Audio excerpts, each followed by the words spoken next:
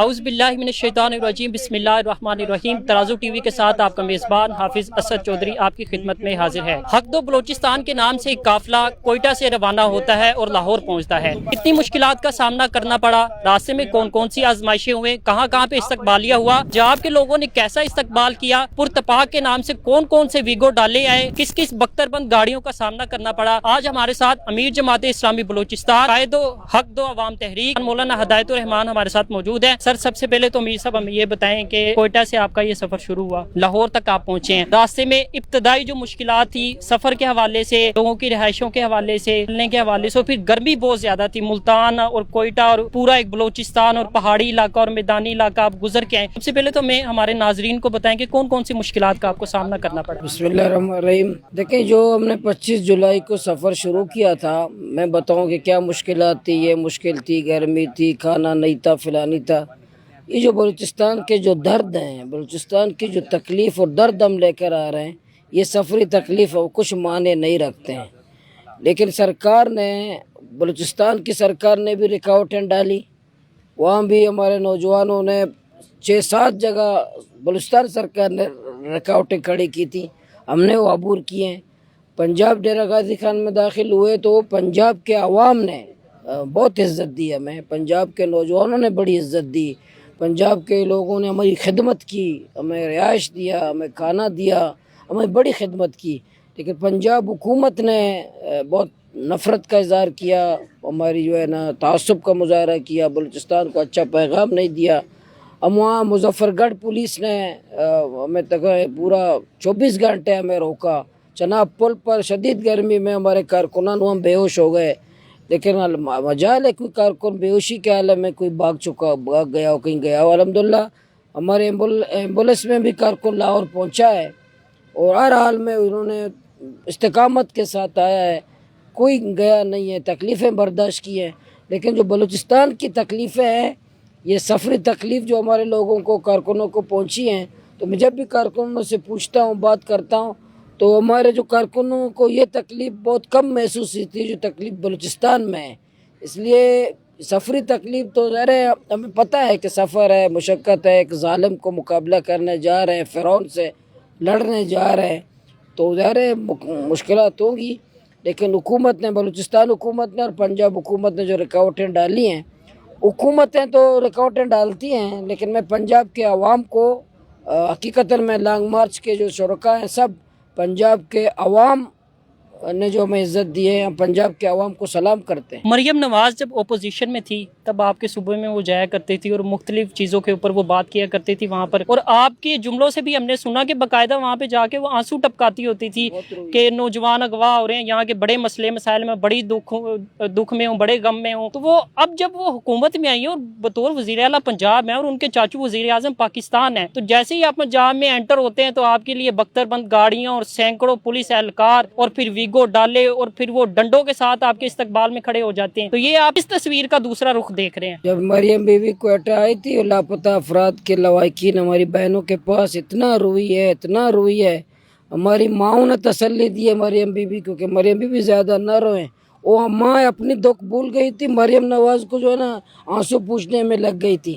لیکن ہم مریم be be سے پوچھتے ہیں کہ بلوچستان کی ماں تو اب بھی رو رہی ہیں، وہاں کی بہنیں اب بھی رو رہی ہیں، آپ پنجاب کے وزیر اعلیٰ، آپ کا چاچو وزیر اعظم ہے، پوری حکومت آپ کی ہے، تو بلوچستان میں اب بھی لوگ مر رہے ہیں، تو آپ کیا، کب یہ ڈرامہ، یہ اس کو ڈرامہ بازی تھا یا لوگوں کا جو ہے آنسو، لوگوں کو دکھ و درد کو کیش کرنے کی کوشش کر رہی تھی؟ تو اور ہم جو ان کے درد لے کر کے آ رہے ہیں، تو ہمیں جو ہے پولیس کے ویگو ڈالے، یہ دھمکیاں، یہ بختر بند گاڑیاں، یہ پولیس وین، یہ ڈنڈے، یہ شیشے، یہ بندوقیں، یہ ہمیں دکھا رہی ہیں کہ یہ آپ ڈر جائیں آپ لوگ، کہ تاکہ ہم ریاست ہیں۔ تو مریم بی بی سے یہی ہے کہ یہ جو اقتدار آنے جانے میں دیر نہیں لگتی، کل دوبارہ پھر بلوچستان آپ کو آنا پڑے گا، پھر وہاں سے پھر آئیں گی، وہاں سے ڈرامہ بازی کریں گی۔ اس لیے مریم نواز سے، حکومت سے، میری مریم بی بی سے یہی صبح بھی میں نے کہا تھا، ان کا وفد آ کے میں نے یہی بتایا تھا کہ ہمیں لانگ مارچ کرنے دو، वरना चंद महीने बाद तुम्हें भी लॉन्ग मार्च करना पड़ेगा। हमें ये बताइएगा कि बलूचिस्तान से तजारत बहुत ज़्यादा होती है, ईरान में मुख्तलिफ चीज़ों की तजारत होती है, बलोच अवाम को तजारत के हवाले से कौन कौन सी मुश्किलात का सामना है? ये हमें ऐसे ही तजारत नहीं करने देते, हमें कारोबार नहीं करने देते, मजदूरी करने नहीं देते। हम दो बॉर्डर पर, अफगानिस्तान के ईरान के बॉर्डर पर हैं। हमारी मकरान जैसे मकरान से हमें 5-6 अजला की बिजली हमारी ईरान से है। हमारे अशिया खुर्दुनश हमसाय ममालिक से आते हैं, वो हमारी रिश्तेदारियाँ हैं। हमारी बकरी यहाँ पर है, चिरागा दूसरे मुल्क में है। हमारी मस्जिद यहाँ है, मीनार वहाँ पर है, बहन यहाँ है, भाई वहाँ पर है। तो हमारी रिश्तेदारियाँ हैं। हमारे मार्केट आटा लेना जाना उस मार्केट में, तो ये हुकूमत की जिम्मेदारी है कि हमारे मसाइल हल करे। ईरान का कोई मसला नहीं है, अफगानिस्तान का कोई मसला नहीं है। हमारी हुकूमत जो है अपने मनपसंद माफियाज का जो कारोबार हो रहा है, लेकिन आम लोगों को, आम गरीबों को बिज़नेस करने की, कारोबार करने की, बार्डर ट्रेड करने की कोई इजाज़त नहीं है। हम हुकूमत से यही हमारे डिमांड में से है कि जो 25 लाख लोग हमारे बलूचिस्तान के इसी बार्डर ट्रेड के कारोबार से मुंसलिक है, 25 लाख लोग, आप इसको पाबंदी लगाते हो तो 25 लाख लोग बेरोज़गार होंगे तो क्या होगा? बदमनी होगी, दहशतगर्दी होगी, डकैती होगी, स्ट्रीट क्राइम में इजाफा होगा। तो लोग क्या करेंगे? तो आप पर कहते हैं मोदी पैसा देता है, तो मोदी पैसा शहबाज शरीफ क्यों नहीं देता? मैंने असेंबली में कहा, स्पीकर ने कहा भाई मोदी पैसा देता है। मैंने कहा शहबाज शरीफ के पेट में दर्द होगा। मोदी जब मेहरबान है बलूचिस्तान के नौजवानों पर, शहबाज शरीफ क्यों मेहरबान नहीं है? शहबाज शरीफ को भी पैसा देना चाहिए। तो ये बॉर्डर ट्रेड बहुत ज़रूरी है, हमारी ज़िंदगी और मौत का मसला है, हमारा बिज़नेस है, हमारा कारोबार है। तो इसको हुकूमत को बंद नहीं करना चाहिए, और इससे बलूचिस्तान में बदअमनी फैलेगी और फैल रही है। मुज़ाकरात के हवाले से अगर देखा जाए तो बहुत बड़ी भी जंगें होना, तो एंड पे जो है वो कोई ना कोई चीज़ अगर कंक्लूजन निकलती है तो वो टेबल टॉक से निकलती है, और सबसे बेहतरीन रास्ता भी मुज़ाकरात का होता है। आप कल को इस्लामाबाद पहुंचेंगे, वहाँ पर भी कोई अगर मामला हल होगा तो वो मुज़ाकरात के ज़रिए से होगा। सबसे पहले तो हमें ये बताएं कि मुज़ाकरात किस बिना पर होंगे, किस नहज पे जाके होंगे, किस सतह पे जाके होंगे, और आज जो 3-4 घंटे का जो ये एक सिलसिला चला है वो उसकी क्या कंक्लूजन निकली है मुज़ाकरात की? अब तो सियासी कारकुन है, मुज़ाकरात तो हर लम्हे हम मुज़ाकरात के कायल हैं। हम मसाइल का हल चाहते हैं, हम जंग करना नहीं चाहते। एक सियासी जद्दोजहद है। हमने कब कहा कि हम मुज़ाकरात नहीं करेंगे? हम किसी से लड़ने तो नहीं जा रहे, एक सियासी जद्दोजहद है। मुज़ाकरात तो चल रहे हैं, अभी एक 3-4 दिनों से मुज़ाकरात चल रहे हैं। वफाकी हुकूमत से भी, पंजाब हुकूमत से सुबह अभी 3-4 घंटे से हम बैठे हुए थे। कल फिर कहते हैं ये या ज़िम्मेदारान के साथ आएंगी या बात करेंगे लोग, तो हम मुज़ाकरात करेंगे, अपने मुतालबात पेश किए हैं हमने। 8 हमारे नुकात हैं, हमने तहरीरें भी उनको दिए हैं, वफाकी हुकूमत को भी दिए हैं, पंजाब हुकूमत ने हमसे ले लिए हैं, बलूचिस्तान हुकूमत को भी हमने दिए हैं। तो हम मुज़ाकरात अव्वल व आखिर हम मुज़ाकरात के कायल हैं, हर लम्हा मुज़ाकरात के कायल हैं, आखिरी दम तक हम मुज़ाकरात करेंगे। लेकिन ये कि जो डिमांड है कोई ताकत की बुनियाद पर हमें पुलिस दिखा करके, बंदूक दिखा करके, ये वैन दिखा करके हमें कोई डरा है, नहीं डरा सकते।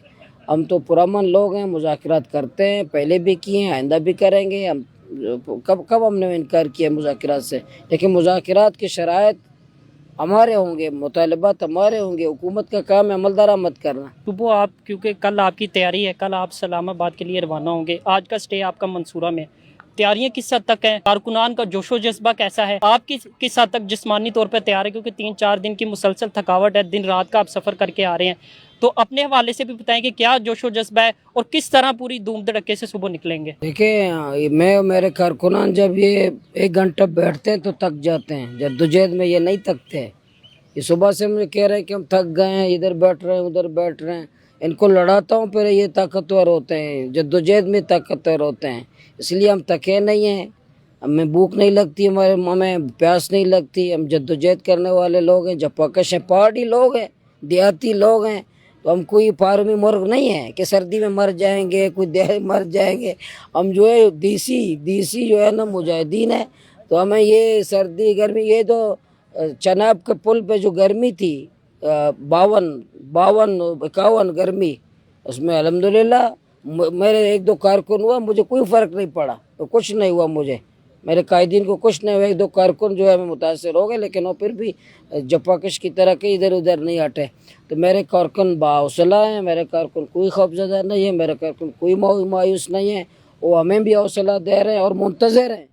कल का सुबह से इंतज़ार में, सुबह में निकलना था, तो تو وہ منتظر ہے کب ان کو کال ملتی ہے جو ہے نا. بالکل لوگ تیار ہیں, دیکھو یہ ایسے تیار ہیں, ایک گھنٹے میں کال میں انشاءاللہ ایسے جائیں گے کہ حکومت کو پتہ بھی نہیں چلے گا. اچھا میر صاحب ہمیں بتائیے گا, کیونکہ آپ بلوچستان سے جب نکلے ہیں تو سرفراز بگٹی صاحب کے علم میں یہ بات نہیں تھی کہ یہ لوگ پورا قافلہ جو ہے اسلام آباد جا کے انصاف مانگ رہا ہے, حالانکہ وزیر اعلیٰ میں ہوں اس صوبے کا, تو میں ان کا مسئلہ حل کر دوں؟ سرفراز بگٹی صاحب کو بھی پتہ ہے, وہاں کے گورنر صاحب کو بھی پتہ ہے, وہاں کے اسپیکر صاحب کو بھی پتہ ہے, لیکن وہاں سرفراز صاحب کے پاس مجھے کہا تھا سرفراز صاحب نے اب کیا کرنے جا رہے ہیں.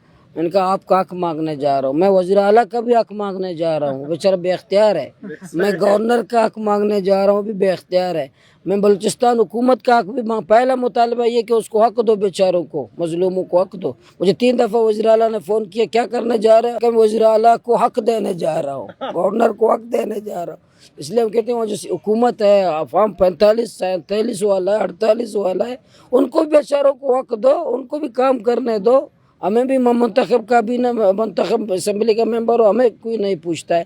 اس لیے وہاں کی حکومت کو پوری پتہ ہے, وہ اوپر نہیں کہتے ہیں لیکن اندرون خانہ کہتے ہیں کہ مولانا ہم آپ کے ساتھ ہیں. جی آپ نے مولانا صاحب کی پوری باتیں سنی ہے. ماں خیبر پختونخوا کی ہو, بلوچستان کی ہو یا پنجاب کی ہو, دکھ سب کا برابر ہوتا ہے. اور نوجوان چاہے پنجاب کا ہو چاہے بلوچستان کا ہو, تعلیم کا, صحت کا, روزگار کا, سب کا حق سب کو برابر ملنا چاہیے.